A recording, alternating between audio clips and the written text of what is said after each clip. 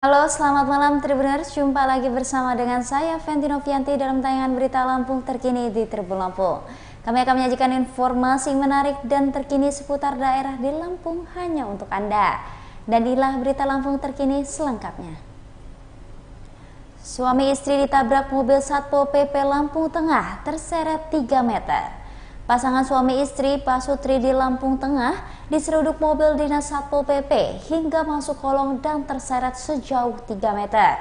Kecelakaan terjadi di Jalan S. Parman, Kelurahan Bandar Jaya Timur, Kecamatan Terbanggi Besar, Lampung Tengah pada Jumat 19 Januari 2024. Kanit Laka Lantas Polres Lampung Tengah, Budi S. mengatakan korban bernama Adi Saputra dan Risa Sari tertabrak saat berboncengan mengendarai motor Yamaha Mio Soul. Kedua korban adalah Pak Sutri asal lingkungan 3 RT 402 Bandar Jaya Timur, Kecamatan Terbanggi Besar. Budi menjelaskan, kecelakaan bermula saat mobil dinas Satpol PP Kecamatan Bandar Mataran plat BE 8014HZ melaju dari arah Jalan Merapi. Mobil yang dikendarai Aftayadi, warga Dusun 05 Sidomukti, Kelurahan Mataram Udik, Kecamatan Bandar Mataram itu melaju menuju selatan sekira pukul 15.10 waktu Indonesia Barat. Sampai di TKP, mobil tersebut bertemu dengan motor korban di perempatan. Pasca kejadian, kedua korban dilarikan ke Rumah Sakit Mitra Mulia Husada Bandar Jaya karena mengalami luka berat pada kaki kanan dan mulut.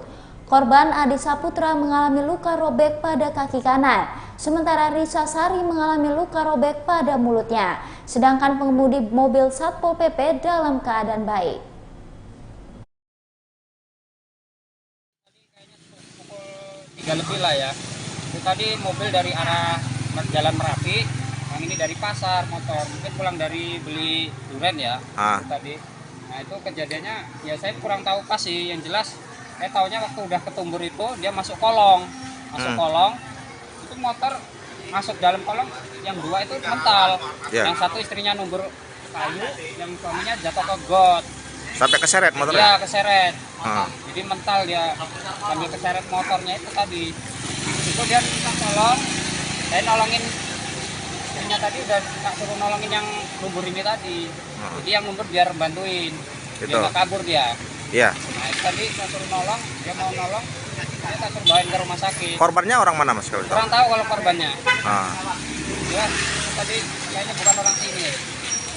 Terus dengan kejadian ini memang sudah sering atau gimana mas? Ya kalau saya sih untuk pertama kali dagang ini baru 1 kali. Cuman kalau yang sering lewat memang berkali-kali, ini memang lebih dari 2 kali lah kalau saya lihat. Waktu saya sering lewat ini memang ada motor sama mobil, yang kedua mobil sama mobil, yang satunya motor sama motor. Itu aja yang saya tahu. Mobil dari sana.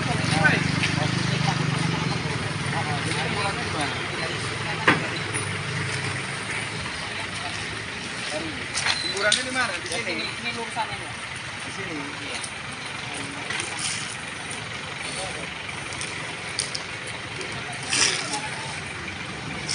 Motor dari arah sana. Motor yang sana. Motor dari arah sana. Ya. Motornya dari arah mana mas? Dari sana. Sana ngebul. Mobil juga ngebul. Kira-kira kecepatannya sekitar berapa? Kurang tahu ya. Mungkin ya sekitar 40-an lah. 40 ya. Nah, ini keseretnya ke sini.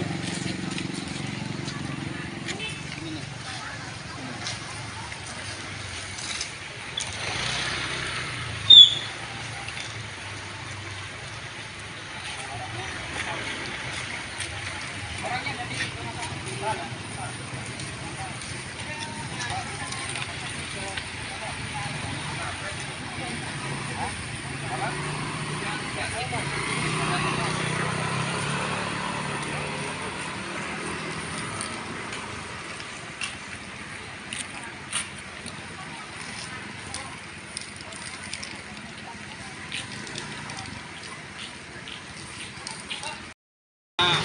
Mobil dari sana.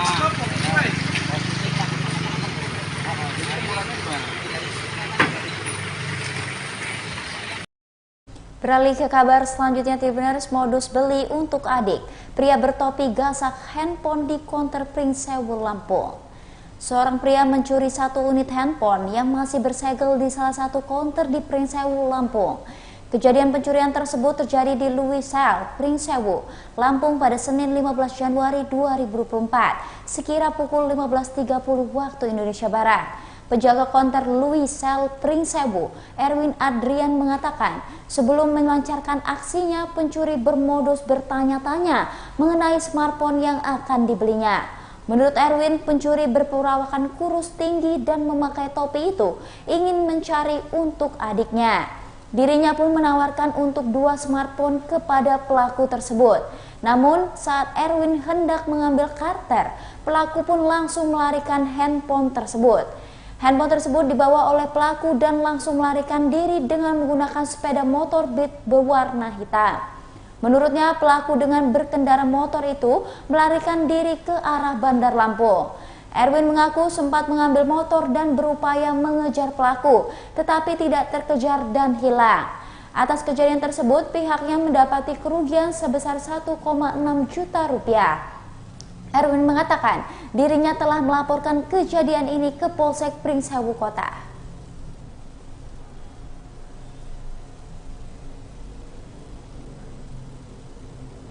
Tugu Adipura tak boleh jadi tempat kampanye rapat umum pemilu 2024.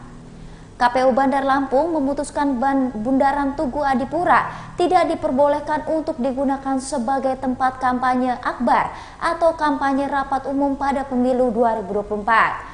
Keputusan tersebut berdasarkan hasil rapat koordinasi umum antara KPU, Bawaslu, partai politik, kepolisian, TNI, serta media di Hotel Emersia Bandar Lampung pada Sabtu 20 Januari 2024. Komisioner KPU Bandar Lampung Divisi Partisipasi Masyarakat, Hamami mengatakan pada awalnya menyiapkan 7 titik lokasi untuk pelaksanaan rapat umum selama 21 Januari hingga 10 Februari 2024. Adapun 7 titik tersebut PKOR Wai Halim, Lapangan Baruna Panjang, Tugu Adipura Tanjung Karang Pusat, Lapangan Wai Dadi Sukarame, Lapangan Kalpataru Kemiling, Lapangan Sawah Brebes, dan Stadion Pahoman. Adapun alasannya berdasarkan penjelasan dari Pemkot Bandar Lampung selaku pengelola Bundaran Tugu Adipura hanya bisa digunakan pada hari Minggu dengan batas waktu jam 5 hingga 10 waktu Indonesia Barat. Selain itu, metode kampanye rapat umum bisa dilakukan selama 21 hari, tetapi di Bandar Lampung hanya diperbolehkan 18 hari, mulai dari 21 Januari hingga 7 Februari, karena 8 hingga 10 Februari kegiatan dilakukan di Pulau Jawa. Sementara itu, Kapolresta Bandar Lampung Kombes Pol Abdul Waras mengatakan, dari 7 titik yang ditentukan oleh KPU Bandar Lampung, ada 1 titik yang memang ada catatan, yakni Tugu Adipura. November sampai dengan 10 Februari tahun 2024. Nah, rapat umum itu dilaksanakan di tanggal 21 Januari 2024 sampai dengan 10 Februari tahun 2024. Itu rapat umum, ada 21 hari. Jadi KPU tadi sudah koordinasi dengan teman-teman partai politik, minta pendapat, dan teman-teman Bawaslu, pihak kepolisian, dan pihak pemerintahan Kota Bandar Lampung yang berhubungan dengan soal kampanye. Jadi memutuskan 6 tempat titik lokasi kampanye yang ada di Kota Bandar Lampung dan mempublish atau mengikuti jadwal teman-teman ataupun calon presiden baik 1, 2, 3 hari kapan waktunya, tempatnya sudah kami tentukan tadi. Oke. 6 titik itu bisa dijelaskan Bang di mana aja Bang? 6 titik itu ada di Lapangan Baruna, Pekor Wai Halim, setelah itu Lapangan Wai Dadi, terus Kalpataru, Pahoman, Sawah Brebes. Nah, yang satu yang Tugu Adipura menurut teman-teman partai politik dan pihak kepolisian tidak masuk karena itu hanya hari Minggu, fasilitas KPD dan mengantri.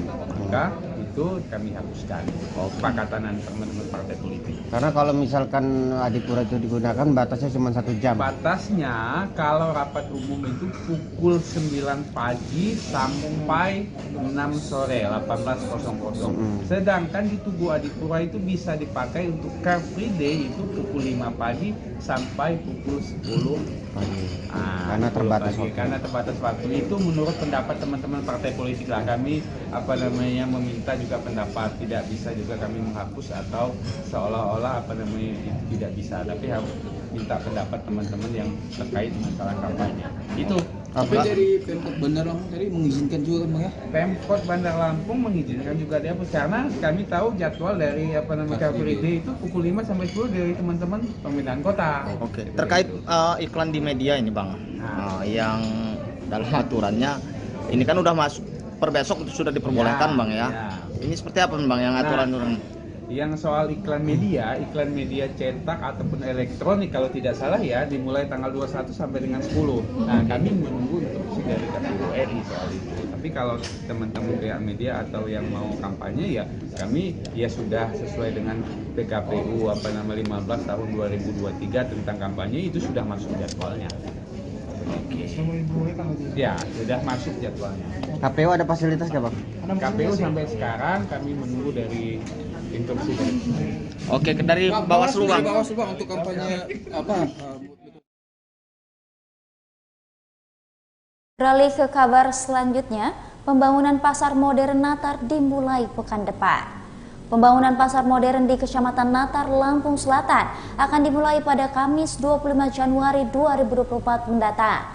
Sebelumnya, pembongkaran pasar Natar oleh Dinas Pekerjaan Umum dan Penataan Ruang Lampung Selatan telah selesai dilakukan. Dikabarkan Menteri Perdagangan Zulkifli Hasan yang akan memimpin langsung peletakan batu pertama pembangunan pasar modern Natar pada 25 Januari 2024 mendatang.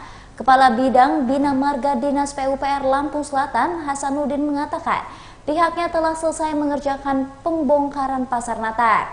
Ia menyebut pembongkaran pasar Natar tersebut lebih cepat dari yang seharusnya.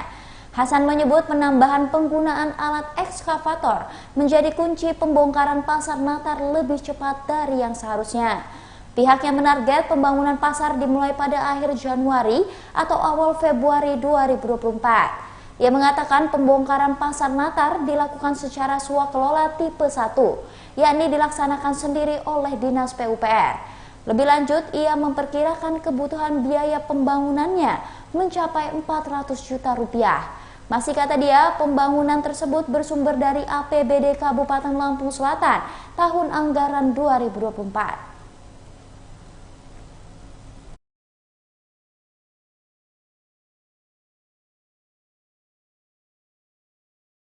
Pemkab Mesuji Lampung dan BBWS perbaiki tanggul serta normalisasi sungai di Simpang Pematang. Pemerintah Kabupaten Mesuji Lampung bersama Balai Besar Wilayah Sungai Mesuji Sekampung melakukan perbaikan tanggul dan normalisasi sungai di wilayah Kecamatan Simpang Pematang.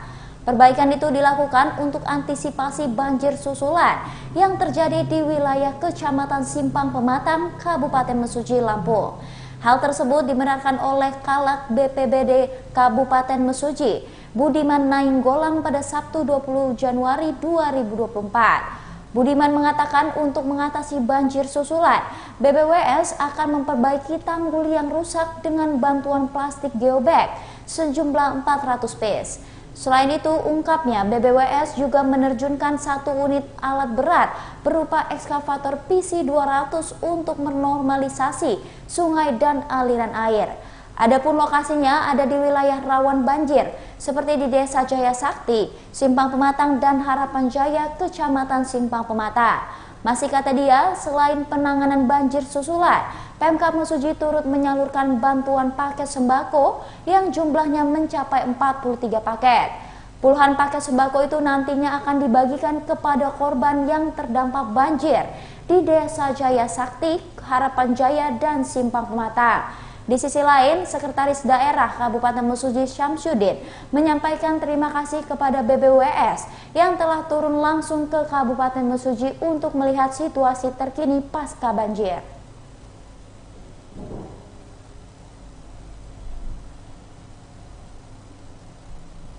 Kabar terakhir Tribuners, Flawless Glossy jadi tren make up 2024. Memasuki tahun 2024, tren baru mulai bermunculan. Salah satunya adalah tren make up. Tren make up 2024 banyak dicari oleh wanita di Lampung karena mereka tidak ingin make up-nya terlihat ketinggalan zaman. MUA Lampung Soraya Rika Sari mengatakan, tren make up 2024 adalah Flawless Glossy, yakni make up flawless dengan sentuhan mengkilap. Menurut Soraya, make up Flawless Glossy cocok dilakukan wanita usia muda dan dewasa. Make up Flawless Glossy ini bisa dilakukan saat akan berpergian kemanapun, seperti jalan-jalan, pesta, dan acara pernikahan. Tahapan make up Flawless Glossy adalah gunakan primer yang sesuai dengan jenis kulit. Pakai foundation, bedak tabur, dan bedak padat yang sesuai dengan warna kulit. Gunakan lipstick glossy warna peach dan orange, blush on warna peach, dan eyeshadow berwarna nude. Lalu gunakan juga eyeliner, maskara atas dan bawah, serta bulu mata. Selanjutnya gunakan highlighter di hidung, tulang pipi bawah, alis, kening, dagu, dan di atas bibir. Jika tidak berhijab, sapukan highlighter di leher dengan menggunakan kuas.